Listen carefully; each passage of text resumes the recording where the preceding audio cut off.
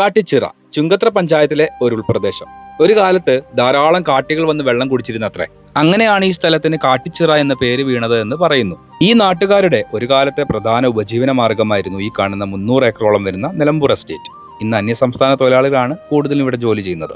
85-90 കാലഘട്ടങ്ങൾ വരെ പ്ലാന്റേഷന് മരുന്നടിക്കാൻ ഹെലികോപ്റ്ററുകൾ വരുമായിരുന്നു. അന്ന് ഈ പ്രദേശം ആകെ ഒരു ഉത്സവ ലഹരിയിലായിരിക്കും. ഹെലികോപ്റ്റർ ഇറങ്ങിയിരുന്ന ഈ പ്രദേശത്തെ കുട്ടികൾ കളിച്ചിരുന്ന ഒരു ഗ്രൗണ്ടാണ് ഈ കാണുന്നത്.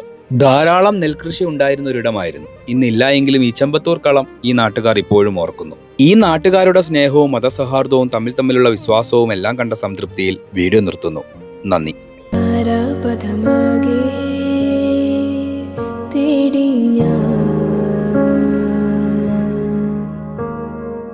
ഓമൽ മുകിലാ